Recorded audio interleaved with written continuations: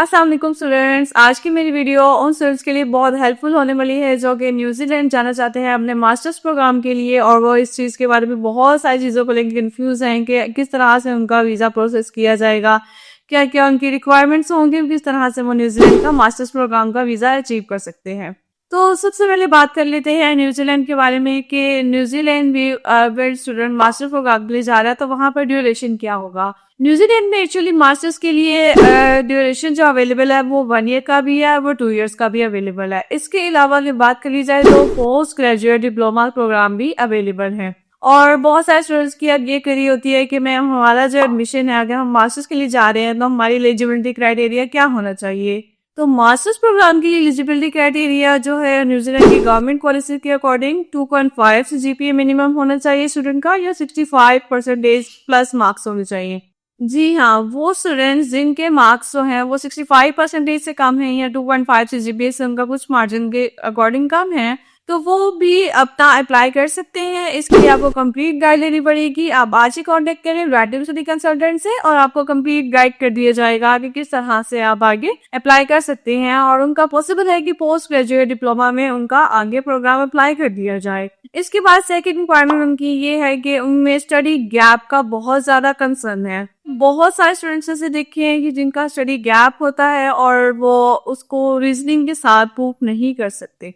ठीक है, ऑल्दो उनके पास एक्सपीरियंस है, ईच एंड एवरीथिंग है, लेकिन स्टूडेंट स्टिल कंफ्यूज है कि उसको किस तरीके से वो आगे प्रेजेंट करें। तो आप कांटेक्ट कर सकते हैं ब्राइटिंग स्टडी कंसल्टेंट से, और हम लोग आपको कंप्लीट गाइड प्रोवाइड करेंगे कि किस तरीके से आपकी फाइल को तैयार किया जाएगा।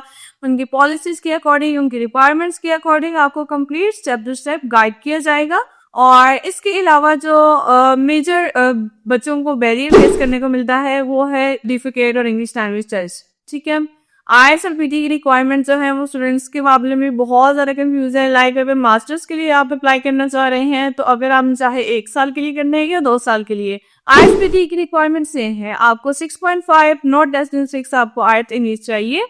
और बहुत सारे स्टूडेंट इस बात में कंफ्यूजन जिनके लेस बैंड आ जाते हैं किसी एक मॉड्यूल में, तो वो इस बारे में कंफ्यूज है कि अब उन्हें न्यूजीलैंड तो जाना है, लेकिन अब वो किस तरीके से उसको अचीव करें या किस तरीके से वो न्यूजीलैंड जा सकते हैं। तो जी हाँ, वो उनके पास भी गोल्डन चांस है कि वो पोस्ट ग्रेजुएट डिप्लोमा में भी एडमिशन ले सकते हैं। अब स्टूडेंट सबसे ज्यादा स्टूडेंट्स का कंसर्न होता है कि मैम हमें PSW क्या अलाउ होगा, वहां पर PSW कितनी देर का अलाउ होगा और क्या हमें अलाउ होगा भी या नहीं होगा।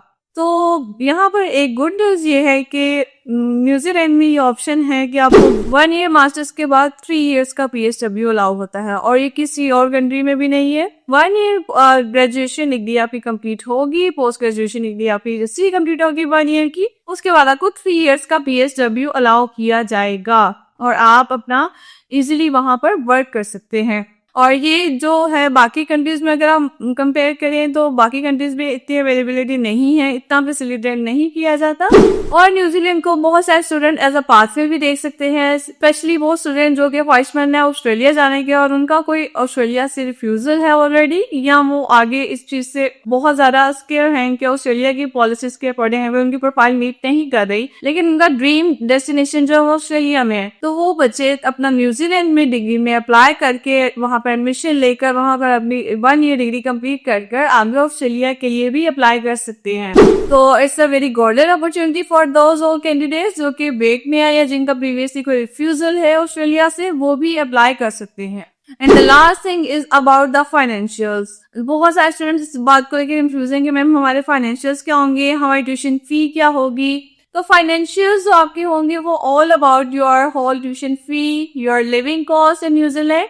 तो बताते चलूं कि जो मास्टर्स प्रोग्राम के लिए अगर आप अप्लाई करते हैं तो आपकी ट्यूशन फी 25,000 न्यूजीलैंड डॉलर से लेके 30,000 न्यूजीलैंड डॉलर तक होगी, और 30,000 न्यूजीलैंड डॉलर तक ही आपकी फाउंडेशन ईयर प्रोग्राम की भी फी आ जाती है। लाइक वो भी 25,000 न्यूजीलैंड डॉलर से 30,000 न्यूजीलैंड डॉलर तक आपकी 1 ईयर की ट्यूशन फी आ जाती है। और इसके साथ साथ अगर लिविंग एक्सपेंसेस की बात कर ली जाए तो न्यूजीलैंड में 1 ईयर की जो लिविंग एक्सपेंस है वो राउंड अबाउट 20,000 न्यूजीलैंड डॉलर आपको कॉस्ट करती है। जी हाँ, राउंड अबाउट 20,000 न्यूजीलैंड डॉलर आपको वहां की लिविंग कॉस्ट करेगी। ये 2 मेन पार्ट्स हैं आपकी फाइनेंशियल्स के, आपके प्रूफ ऑफ फंड्स में ये 2 चीजें बहुत मेन किरदार अदा करती हैं।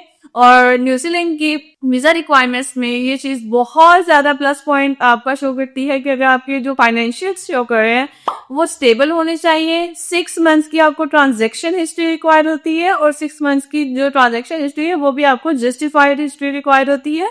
और ये बहुत अहम किरदार अदा करती है कि आपका जो वीजा रेशियो है वो सस्टेन किया जाए। और बहुत सारे स्टूडेंट जो कि स्टिल इसके रिगार्डिंग भी कंफ्यूज हैं, वो भी हमारे पास कांटेक्ट कर सकते हैं और ईच एंड एवरीथिंग के बारे में उनको गाइड किया जाएगा। सबसे बड़ा जो बेनिफिट्स है स्टूडेंट्स को न्यूजीलैंड में स्टडी का, और उनको PSW जो कि 3 इयर्स का अलाउ है और आगे वो PR चाहते हैं। बहुत सारे स्टूडेंट्स ऐसे हैं जो कि वहां पर PR को हासिल करना चाहते हैं और वो मुझसे पूछते हैं कि मैम कौन से हमारे पास ऐसे कोर्सेज हैं जिसमें हम एडमिशन लेके आगे PR के अप्लाई कर सकते हैं। तो most of the famous medical से रिलेटेड आ जाए तो नर्सिंग का, एजुकेशन से रिलेटेड आ जाए तो आपकी टीचिंग का, बिजनेस से आ जाए तो MBA का, ये बहुत सारे डिफरेंट कोर्सेज ऐसे जिसमें आपको PR इजिली मिल सकती है। और इसके अलावा after your completing your masters program जो आपको 3 इयर्स का PSW अलाउ होता है, अगर आप उसमें 1 ईयर का अपना फुल एक्सपीरियंस अपनी सेम रेलिवेंट फील्ड में शो करके, ग्रीन लिस्ट में शो करके, आपको वहां पर PR भी आप 1 ईयर के बाद, 1 ईयर फुल एक्सपीरियंस के बाद आप लोग अपना अप्लाई कर सकते हैं।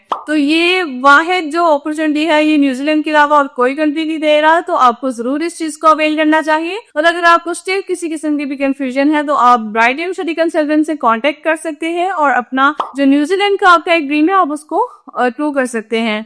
और स्पेशली वो स्टूडेंट जो हैं अपने बहुत ज्यादा अपनी लक को यहाँ पर आजमा सकते हैं जिनका ऑस्ट्रेलिया जाने की ख्वाहिश है, उनका ऑस्ट्रेलिया से कोई प्रीवियस रिफ्यूजल्स हैं या वो ऑस्ट्रेलिया की पॉलिसीज के वजह से वहां के लिए अप्लाई नहीं कर सकते। तो आपको फाइनेंशियल्स की भी साइट दे दी गई है, आपको वहां के एलिजिबिलिटी क्राइटेरिया की और आगे PSW और PR की भी। तो मजीद कुछ जानने के लिए कांटेक्ट करें ब्राइट एंड स्टडी कंसल्टेंट से। We are there to help you और to guide you. Thank you so much.